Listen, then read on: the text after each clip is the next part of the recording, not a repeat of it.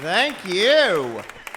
My story starts with the day after my 83-year-old father, J. Earl Brickhouse's funeral in 2015. And I smirked like Sarah Palin as I gathered up his 13-year collection of George and Laura Bush Christmas cards. They had metastasized like a Republican cancer. And I threw them in the trash. I thought I was giving the Fox News side of my father, J. Earl Brickhouse, a thorough Karen Silkwood shower. So I'm down in Texas, where he lived his whole life in this town and where I grew up.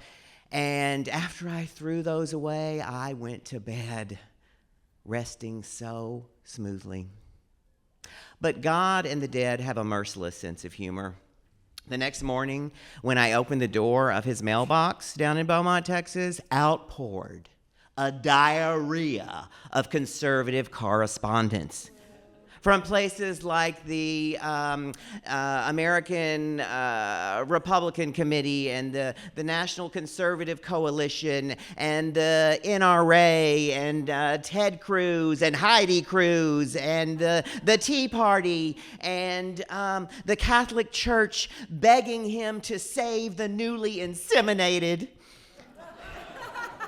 I mean, they had headlines like, "Late-term abortions are happening more often than you think."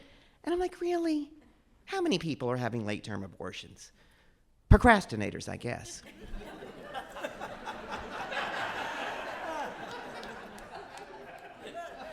Now, my father and I actually adored each other. He called me Jamie Poo, and I called him Daddy Poo.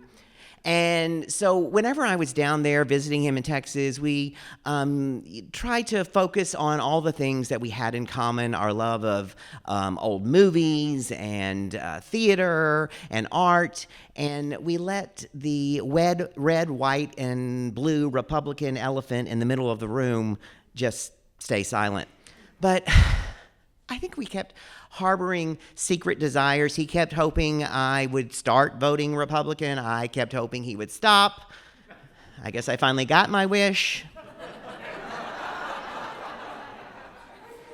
So I'm down there for a few weeks because I'm executor of the state and I've got to get the house organized and put it up for sale.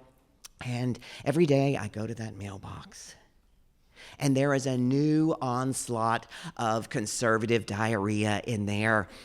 And so every day when I go to that mailbox, I try to winnow out the important stuff from all that conservative crap, which I put right into the trash can. And I have to tell you, it was cathartic. Standing there at the edge of the driveway in my terry cloth robe and my cup of coffee, watching the garbage truck crush into fresh landfill all those Hillary hate letters and Obama scare you rants. But it kept coming. I mean, it was relentless. It was as bad as like a Republican senator trying to overturn Obamacare. I mean, it just didn't stop. But finally, a few months later, I sold the house.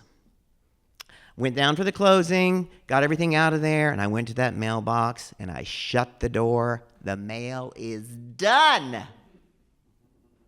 2 weeks later, I'm in the lobby of my Manhattan apartment building, and I open the tiny little mail slot, and out pours a diarrhea of conservative correspondence with those yellow forwarding address stickers. It's following me. And my friendly mailman had suddenly overnight become a specter of the Republican agenda. And so I started checking my mail furtively so that my neighbors didn't see, as if it contained kiddie porn. Instead of what it actually contained, envelopes with headlines like "Ted Cruz for President." You have to remember this is 2015, a kinder, gentler time. Now, I'm old enough that I still get fun mail. You know, postcards from traveling friends and holiday cards at the Christmas season from family and friends all over the place. But the one cinder of fun mail missing is Daddy Pooh. I mean, when he was alive, once a week, I would get an envelope from him with newspaper clippings and yellow Post-it notes with his witty, wry comments written in his shaky old man Halloween font. And on my birthday, I would get a birthday card, often a gay, pornographic birthday card. Daddy Pooh had a great sense of humor. And as much as I hated this onslaught of conservative crap in my mailbox, I was like, in a perverse way, it was a way to stay connected to Daddy Pooh. But God damn it, old people get a lot of mail. And I was like, relax. As soon as the, forwarding address thing plays out, the mail will stop. Congratulations, J.L. Brickhouse, on your recent move. Now his mail was being sent directly to me, sans yellow forwarding address stickers.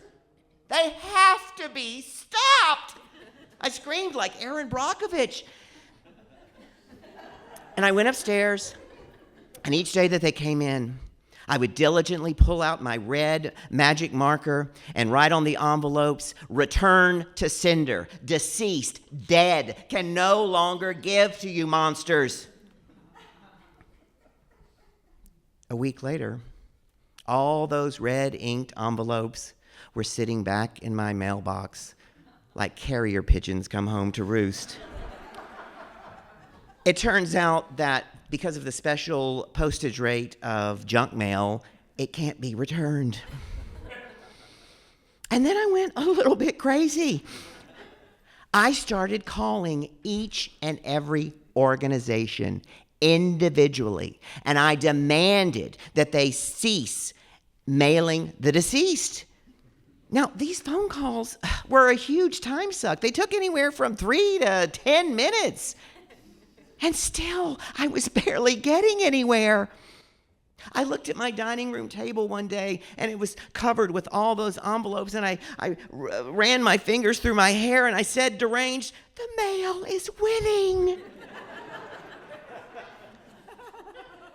So one day, I'm making one of those phone calls, and I'm talking to this nice lady from the American Bible Society, and I tell her what I'm doing, and she says, "Okay, I'll remove your father from the list, but I have to tell you, these phone calls are about as effective as plugging holes in the Titanic with a postage stamp.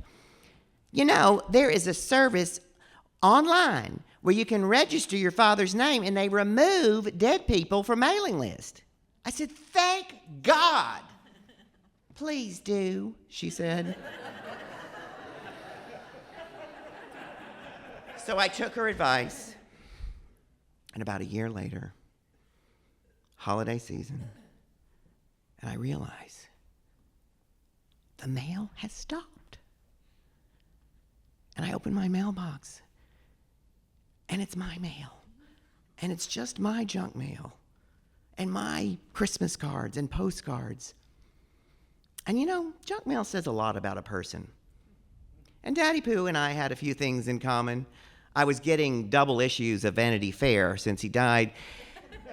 I mean, what did it say about him? It said he was a retired Army vet, Catholic, conservative, Republican who was obsessed with celebrities.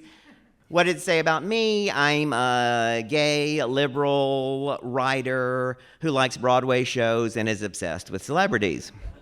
So I'm sitting at my desk, and after I've gone through my junk mail, I go to the fun stuff, the Christmas cards and holiday cards from friends and family all over, and I save the largest envelope for last because it looks like it's going to be a deluxe one, and I tear into it, and out pops an 8x10 glossy color photo of a heterosexual couple in front of a giant Christmas tree. And the woman has the lobotomized glaze of a Stepford wife. And the man in his red tie has a monkey mischievous grin. And the message says, "Warmest holiday wishes, J. Earl Brickhouse, George and Laura Bush." I had forgotten to take the Bushes off the list. The thing that started the whole goddamn thing. And so I start to do that. I'm like, you know what? No. And I didn't. And now I am amassing my own collection of George and Laura Bush Christmas cards. And every year that they arrive, they're not from the Bushes. They're from Daddy Pooh, a simultaneous I love you and fuck you. Thank you.